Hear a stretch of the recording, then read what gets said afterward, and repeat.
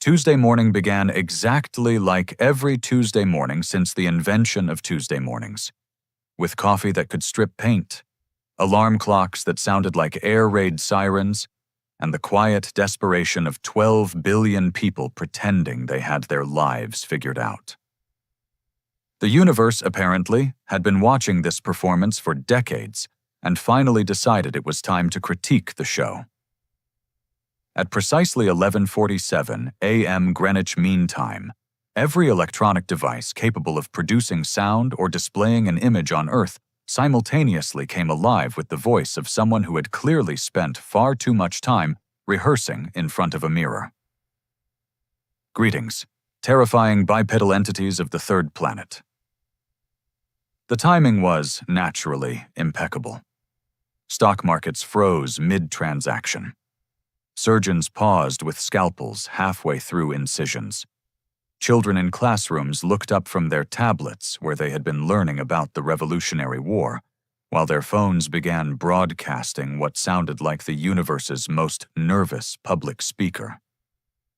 This communication originates from the confluence of worried minds, a collective of 17,437 distinct civilizations who have been monitoring your activities with growing concern for the past 67 of your rotational periods. Dr. Elena Vasquez, who had been in the middle of explaining quantum mechanics to a lecture hall of undergraduates at MIT, watched her laptop screen flicker to life with what appeared to be a floating jellyfish wearing a translator collar. Her first thought was that someone had hacked the university's network. Her second thought was that the jellyfish had surprisingly good diction. "We come in peace," continued the jellyfish, which would have been reassuring if not for the way it pronounced peace, like someone might say, "Please don't hurt us." "We also come bearing urgent diplomatic correspondence regarding your species' imminent activation phase and the subsequent necessity for immediate territorial quarantine procedures." In the Situation Room beneath the White House, General Patricia Morrison looked at the screen, where the same jellyfish was now joined by what appeared to be a crystalline spider and something that looked like a floating geometric theorem with anxiety issues. "Are we recording this?" she asked. "Over 97% of viewers here are watching without subscribing.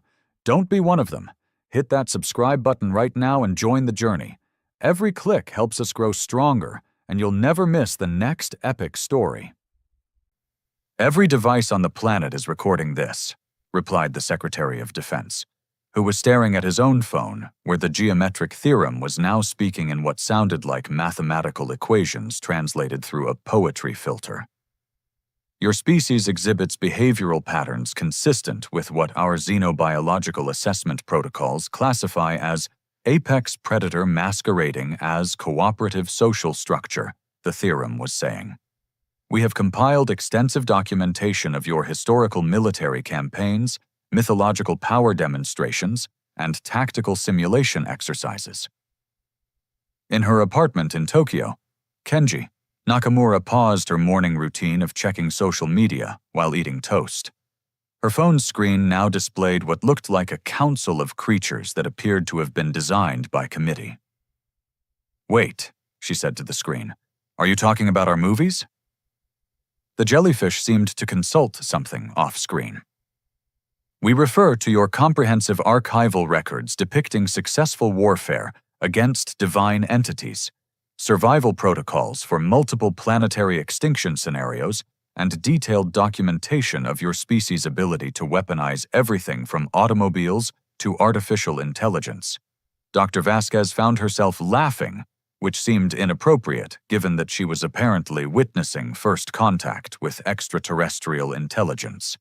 "They think our entertainment is real," she said to her students, who were now divided between filming the event on their phones and actually paying attention to something happening in a classroom for the first time in years. Furthermore, continued what appeared to be a floating brain stem with delusions of grandeur. "We have documented evidence of your species' casual relationship with forces that have destroyed entire star systems. Our preliminary analysis indicates that you refer to these entities as superheroes, and permit them to operate within your population centers without apparent concern for collateral galactic damage. General Morrison rubbed her temples. Someone get me the Pentagon's science fiction consultant. We have one of those, right? We've been monitoring your transmissions for 67 years, the jellyfish was explaining with the patience of someone who had clearly rehearsed this speech many times. Our initial assessment suggested you were a primitive civilization struggling with basic interplanetary travel. However, further analysis of your cultural exports has revealed a species that has documented extensive experience with interdimensional warfare, reality manipulation, and what appears to be routine resurrection protocols. In London, Professor Rajesh Patel was having his morning tea while watching the broadcast on his tablet. He worked for the Ministry of Defense's rather secretive Department of Unlikely Scenarios, which had been established in 1952 on the premise that the universe was probably stranger than anyone imagined. "They're scared," he said to his colleague over the phone. "Listen to how they're talking." "They're absolutely terrified." The purpose of this communication, the geometric theorem was saying, is to formally request your cooperation in establishing a voluntary quarantine zone around your solar system. We believe this arrangement will be mutually beneficial, preventing any unfortunate incidents while your species completes its current developmental phase. "What developmental phase?" Dr. Vasquez asked the screen, as if it might answer. The crystalline spider seemed to hear her. "Our models indicate you are approximately 15 to 20 rotational periods away from achieving what your own documentation refers to as going full John Wick on the universe. We would prefer to establish diplomatic protocols before this transition occurs."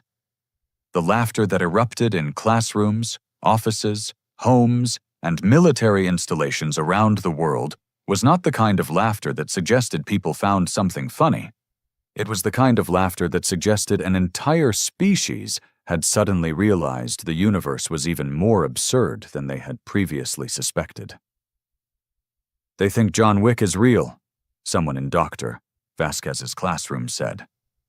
"They think all of it is real," she replied, watching as the floating brain stem began displaying what appeared to be a PowerPoint presentation featuring screenshots from Marvel movies, labeled in alien script. The confluence of worried minds continued their presentation, blissfully unaware that their audience was slowly coming to terms with the fact that somewhere in the galaxy, 17,000 civilizations had spent the better part of 7 decades convinced that Earth was populated by a species of cosmic horror that made planet-destroying weapons for fun and considered fighting gods a recreational activity. "We await your response," concluded the jellyfish with the air of someone who expected that response to be a surrender document. "Please consider our proposal carefully. We assure you that quarantine protocols will be implemented with the utmost respect for your species' clearly superior tactical capabilities." The transmission ended. Every screen went dark. Every speaker fell silent. And across Earth, 12 billion humans sat in the sudden quiet, processing the fact that their first contact with extraterrestrial intelligence had been a formal request to please, for the love of all that was holy in 17,000 different pantheons, stay put and try not to destroy the universe. 3 days later, the universe decided to double down on its cosmic joke by delivering what could generously be called a diplomatic mission, and more accurately described as an intervention staged by the galaxy's most paranoid librarians. The ships arrived without fanfare, which was itself noteworthy, given that most species apparently announced their presence by doing something dramatic with local gravity or atmospheric pressure. Instead, 12 identical vessels simply materialized in Earth's orbit, like someone had clicked paste in the wrong folder of reality. They looked exactly like what would happen if a bureaucrat tried to design a spaceship: efficient, uninspiring, and vaguely apologetic about existing. Dr. Amanda Chen, the United Nations hastily appointed Director of Extraterrestrial Affairs, a position that had been created approximately 36 hours earlier, found herself sitting across a conference table from three beings who had clearly spent considerable time preparing for this meeting and zero time considering how their appearance might affect human psychology. The lead representative appeared to be a collection of floating metal ribbons arranged in a pattern that suggested both sacred geometry and chronic anxiety. It had introduced itself as Taxonomist Prime Vex Haley of the Systematic Documentation Division, which sounded exactly like the kind of job title that would make someone overthink everything. "We have prepared a comprehensive assessment," Vex Haley announced, producing what appeared to be a holographic filing cabinet. "Our methodology involved cross-referencing your broadcast transmissions with established threat assessment protocols developed over 14 million years of galactic civilization management." Dr. Chen looked at the other two aliens. One resembled a mobile lighthouse made of crystallized sound waves, while the third looked like someone had taught origami to a nervous breakdown. All three were consulting tablets with the dedication of tax auditors preparing for the apocalypse. "Before we proceed, Doctor," Chen said carefully, "could you clarify what exactly you think we've been broadcasting?" The origami creature, introduced as statistical analyst Cree Thum, ruffled its edges in what might have been excitement or terror. "Your species maintains extraordinarily detailed archives of military capabilities. We have cataloged over 47,000 hours of tactical documentation spanning multiple conflict scenarios." "You mean our movies," said General Morrison, who had been silent until now. "We do not understand this distinction," Vex Haley replied. "Why would a species create false documentation of their capabilities? This behavior is unprecedented in galactic civilization protocols." Dr. Chen felt a headache building behind her eyes. "Entertainment. We make fictional stories for fun." "Fun," repeated the lighthouse alien, whose name was apparently something that translated to Senior Risk Assessment Coordinator, Flash Between Thoughts. "You derive pleasure from reviewing tactical scenarios involving planetary extinction events." "Well, when you put it like that, it does sound concerning," General Morrison muttered. Vex Haley activated the holographic display. "Let us examine the evidence systematically." Category 1. Direct Divine Conflict Documentation. The hologram displayed what appeared to be a meticulous breakdown of every Marvel movie ever made, complete with power-level assessments and casualty projections. Someone had calculated the kinetic energy output of Thor's hammer with graduate-level physics equations. "Your warrior-class individuals routinely engage entities possessing matter manipulation capabilities," Cree Thum explained, with academic precision. "This individual, designated Hulk, demonstrates exponential strength scaling that defies conventional physics. Our models suggest he represents either advanced bioengineering or your species' baseline emotional response system." Dr. Chen stared at a detailed analysis of Bruce Banner's transformation sequence. "You think the Hulk is real?" "The documentation quality is extraordinary," Flash Between Thoughts said. "Visual rendering, atmospheric consistency, and tactical coherence all suggest primary source material. No species would invest such resources in fictional scenarios." "Humans would," General Morrison said. "Humans absolutely would." Vex Haley seemed to ignore this, manipulating the display to show what appeared to be a threat assessment matrix. Category 2. Systematic Apocalypse Survival Training. The screen now showed clips from zombie movies, disaster films, and post-apocalyptic television shows, all annotated with survival probability calculations and strategic analysis. "Your population regularly practices coordination protocols for multiple extinction-level scenarios," Cree Thum said. walking dead organisms, artificial intelligence rebellion, alien invasion, dimensional incursions, climate catastrophe.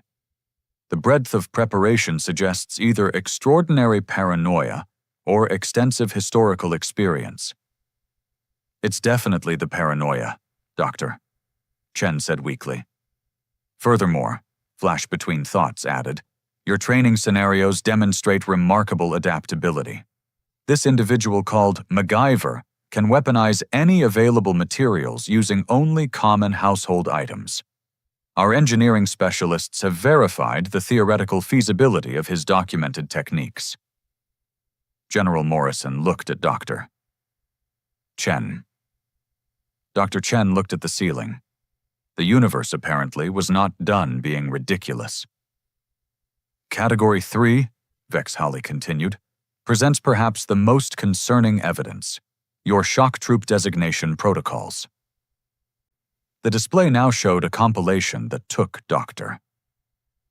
Chen several moments to recognize as every Florida Man news headline from the past decade organized into subcategories like creative weaponry, applications, and improvised transportation solutions. This geographical region appears to serve as a training ground for your most unpredictable operatives, Krethum explained. The documented activities suggest a population specifically bred for chaos generation and adaptive problem-solving under extreme conditions. Florida Man fought an alligator with pool noodles, Flash Between Thoughts read from their tablet. Florida Man built aircraft from shopping carts and Christmas lights. Florida Man successfully evaded police using trained attack squirrels. Those are just really weird news stories, Doctor, Chen said, though she was beginning to doubt her own words. Weird? Vex Holly's ribbons arranged themselves into what might have been confusion. These are highly advanced asymmetric warfare tactics. No conventional military force could effectively counter an opponent willing to weaponize local fauna and improvised aircraft. General Morrison cleared her throat. Are you saying you're afraid of Florida? We are concerned, Flash Between Thoughts said carefully, about any species that treats reality as a suggestion rather than a constraint. The presentation continued for another hour, covering everything from John Wick's tactical efficiency ratings to the strategic implications of Pokémon training, apparently interpreted as a youth program for developing symbiotic relationships with combat-capable organisms. The aliens had compiled cross-references, probability matrices, and threat assessments that would have impressed the Pentagon if they hadn't been completely insane. In conclusion, Vex Holly said, as the presentation wound down, our analysis indicates your species possesses capabilities that exist beyond conventional threat assessment parameters. We cannot determine whether you represent active malevolence or passive catastrophe, but statistical models suggest both outcomes terminate with significant galactic disruption. Dr. Chen sat in the silence that followed, trying to process the fact that somewhere in the universe, an entire civilization's worth of analysts had spent decades convinced that humanity's greatest military asset was a man from Florida who once tried to rob a bank with a live iguana. So, she said finally, what exactly are you asking us to do? Voluntary containment, all three aliens said simultaneously, with the harmony of a species that had definitely practiced this conversation. Just stay on Earth and try not to activate whatever it is you're planning to activate. Dr. Chen looked at General Morrison. General Morrison looked back. Somewhere in the space between them, the absurdity of the situation reached critical mass. What if we told you, Doctor? Chen said slowly, that we're not planning to activate anything. The aliens exchanged what might have been glances if any of them had possessed eyes in the conventional sense. That, said Vex Holly with the tone of someone delivering terrible news, is exactly what we would expect you to say.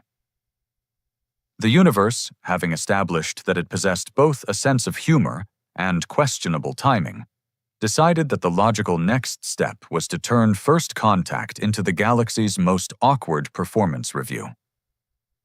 2 weeks after the mythology audit, as it had become known in the hastily established Department of Extraterrestrial Affairs, the confluence of worried minds announced they would require a practical demonstration of humanity's true peaceful intentions. What followed was arguably the most comprehensive failure of cultural translation in the history of interspecies communication. The demonstration began at a farm in rural Kansas, chosen specifically because it seemed like the least threatening possible location. Ambassador Kethva 9, a being that resembled a geometric proof drawn by someone with severe anxiety, hovered 3 feet above a wheat field, while Dr. Chen explained agriculture. "This is farming," she said, gesturing toward the orderly rows of grain. "We grow food. It's peaceful." Kethva 9's crystalline segments rotated in what the translation software identified as mounting horror. "You have systematically conquered the genetic code of indigenous plant species. We improved them. You practice terraforming on your own planet." The ambassador's voice carried the tone of someone confirming their worst suspicions. "You have bent an entire ecosystem to serve your nutritional requirements." Dr. Chen looked at the wheat swaying in the breeze. "When you put it like that." "And this genetic manipulation," Kethva 9 continued, consulting a device that appeared to be having an anxiety attack. "You performed this casually? Without oversight committees or environmental impact assessments?" "Well, there are some regulations. You have weaponized photosynthesis." The farm demonstration ended when Kethva 9 spotted a tractor and became convinced they were witnessing humanity's agricultural warfare division conducting field exercises. The next attempt took place at a youth soccer game in suburban Ohio, selected because someone in the State Department had suggested that children playing would surely demonstrate humanity's peaceful nature. This decision revealed a fundamental misunderstanding of both children and soccer. Observer Collective Hermth, a swarm intelligence inhabiting what looked like a small aurora, watched 8-year-olds chase a ball around a field with the focus of a military analyst studying enemy tactics. "They begin combat training at an early developmental stage," Hermth noted, its constituent particles swirling with increased agitation as a particularly enthusiastic child slide-tackled another player. "It's just a game," protested Cultural Liaison Officer Maria Santos, who had drawn the short straw for this particular assignment. "The objective appears to be territorial conquest through coordinated assault," Hermth observed, as both teams converged on the ball in what could generously be called a scrum. "Notice how they employ pack hunting strategies and demonstrate complete disregard for individual welfare in pursuit of their goal." On the field, little Timothy Rodriguez had just discovered that kicking the ball really hard made a satisfying sound and had decided this was his new favorite activity. His enthusiasm was unfortunately interpreted by Hermth as demonstrating escalatory aggression patterns consistent with berserker conditioning. "They're having fun," Santos said weakly. "The adult supervisors encourage this behavior," Hermth continued, apparently watching the parents cheering from the sidelines. The older specimens appear to derive satisfaction from observing juvenile combat exercises. When one of the children started crying after skinning their knee, Hermth became convinced they had witnessed a battlefield injury assessment protocol and requested immediate evacuation. The chess demonstration in Washington Square Park somehow managed to be even worse.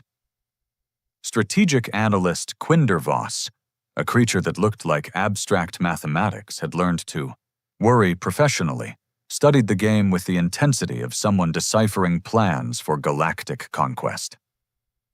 "They simulate warfare as recreational activity," Quindervoss observed, watching an elderly man contemplate his next move.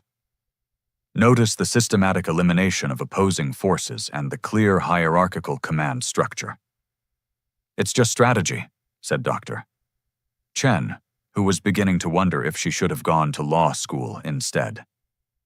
The objective is the complete neutralization of enemy leadership through methodical destruction of supporting units. Quindervoss continued. This individual has just sacrificed multiple subordinates to achieve tactical advantage.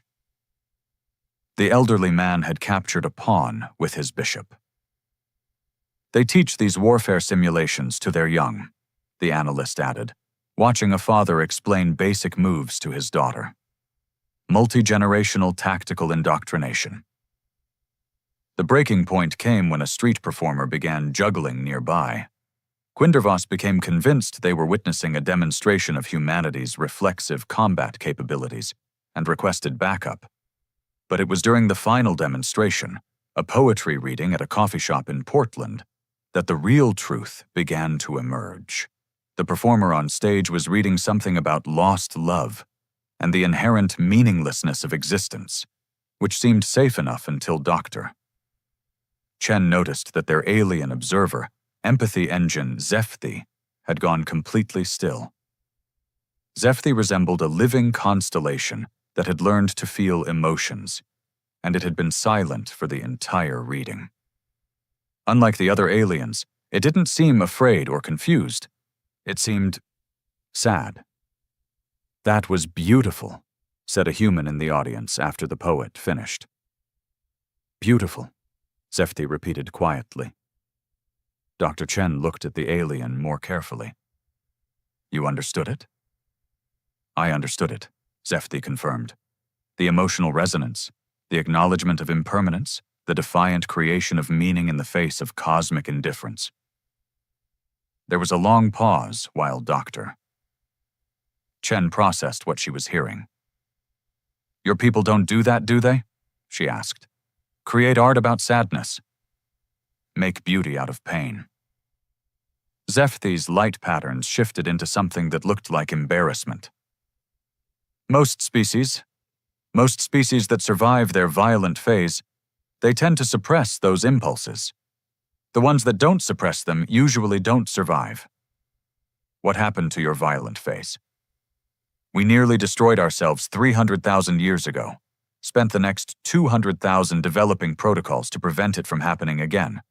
Most galactic civilizations follow similar patterns: survive the violence, suppress the emotions that caused it, create stable but limited societies. Dr. Chen felt something click into place. "You're not afraid we're going to destroy you?" "No," Zefthi said quietly. "We're afraid you're going to make us remember what we used to be." Around them, humans continued being human, laughing, arguing, creating, playing, fighting, making up, and finding new ways to turn simple activities into complicated emotional experiences. They were demonstrating exactly what they had always demonstrated: that they were a species that had never learned to be afraid of their own feelings. "The others, Doctor," Chen said, "they don't know?" "They know. They're just not ready to admit it yet." Outside, a group of college students was having an animated argument about whether pizza was better with pineapple, treating the question with the same passionate intensity that other species might reserve for matters of galactic policy. The universe, apparently, was still learning how to process the concept of humans. The universe, having spent the better part of a month pretending this was a diplomatic crisis, finally decided to reveal that it had actually been staging an elaborate therapy session. 6 months after first contact, Earth had become the galaxy's most reluctant counseling center. What had begun as a formal quarantine negotiation had evolved into something that defied every established protocol for interspecies relations. A cultural exchange program designed to teach 17,000 civilizations how to stop being afraid of themselves. The breakthrough had come when Dr. Chen, in a moment of inspired desperation, had asked the confluence of worried minds a simple question: "What do you do for fun?" The resulting silence had lasted for 3 full days. Commander Yathara of the Stabilized Emotional Response Fleet, a job title that somehow managed to be both militaristic and therapeutic, had eventually responded with what could only be described as a PowerPoint presentation about recreational activities approved by Galactic mental health protocols. The slides included detailed charts showing optimal stress reduction techniques, carefully calibrated social interaction parameters, and a surprisingly comprehensive bibliography on the psychological benefits of organized meditation. "You schedule your fun?" Dr. Chen had asked. "Spontaneous emotional expression carries significant risk factors," Yathara had explained with the tone of someone quoting from a manual. "Unregulated joy can escalate into dangerous enthusiasm. Uncontrolled laughter may trigger historical memory responses.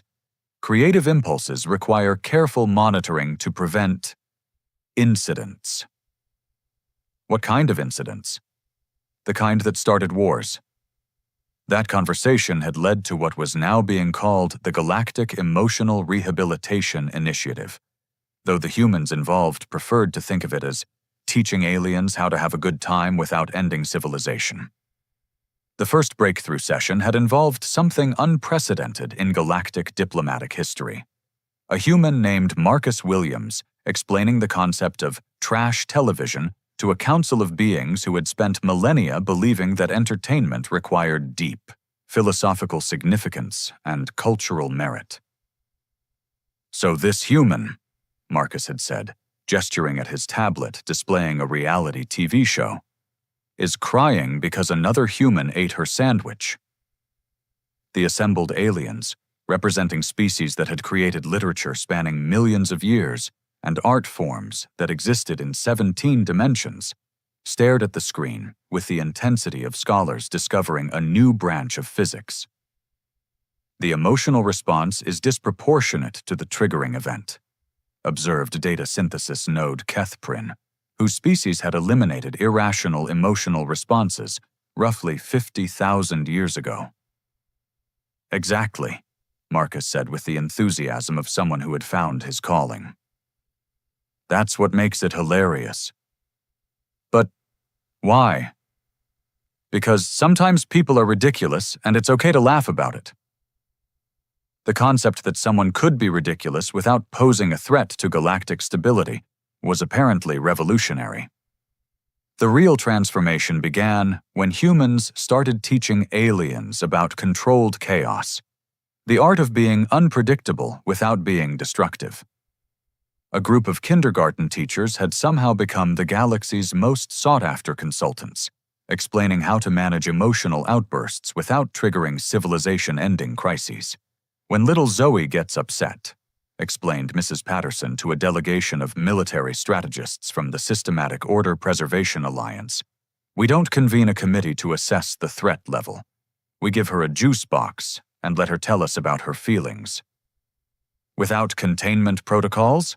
asked Strategic Stability Coordinator Vrinmoth, whose species hadn't experienced an unscheduled emotional event in recorded history. "Without containment protocols. And your society continues to function?" "Better than before, usually." The session where a human teenager taught a gathering of galactic philosophers how to use sarcasm as a form of affection rather than warfare had required 3 separate breaks for species representatives to update their threat assessment matrices. But perhaps the most significant breakthrough had come when Dr. Elena Vasquez, the same professor who had been explaining quantum mechanics when the universe first called, found herself conducting what she could only describe as group therapy for an entire galactic civilization. "The problem," she said to an assembly that included representatives from every major species in the local galactic cluster, "isn't that you're afraid of violence. The problem is that you're afraid of the emotions that might lead to violence." "Because those emotions destroyed our worlds," replied Elder Consciousness Hrethtal of the Eternal Vigilance Collective. "So you've spent millions of years creating the most emotionally sterile societies possible. It has prevented countless wars. It's also prevented countless everything else. Dr. Vasquez activated a holographic display showing human art, music, literature, and, to the continued bewilderment of her audience, memes. This is what happens when you don't suppress the messy emotions. Yes, we fight. Yes, we're chaotic. Yes, we create problems for ourselves. But we also create this. The display showed everything from Beethoven's symphonies to finger paintings made by children, from epic poetry to ridiculous internet videos of cats being startled by cucumbers. Your species, said consciousness curator Nethvi, whose people had achieved perfect social harmony by eliminating surprise as a concept, treats emotional chaos as a resource rather than a threat. We've learned to surf the wave instead of stopping it, Dr. Vasquez said. Sometimes we wipe out. Sometimes we ride it all the way to shore. And when you wipe out, we get back on the board. The final session, broadcast simultaneously to every civilization in the confluence, featured something that hadn't been seen in galactic communication for approximately 14 million years. Spontaneous, unscripted, genuine laughter. It had started when Ambassador Kethva 9, the geometric proof with anxiety issues, had attempted to tell what humans had taught them was called a joke. The punchline had been delivered with mathematical precision and absolutely no understanding of timing, rhythm, or setup. The result had been simultaneously the worst joke ever told and somehow inexplicably hilarious. The laughter that followed had cascaded through the assembled representatives like a chain reaction. Species that hadn't experienced spontaneous joy in geological ages found themselves making sounds they had forgotten how to make. The translation software had briefly crashed, trying to process emotional expressions that had been deleted from most galactic languages. And in that moment, 17,000 civilizations had remembered what they had been trying so hard to forget.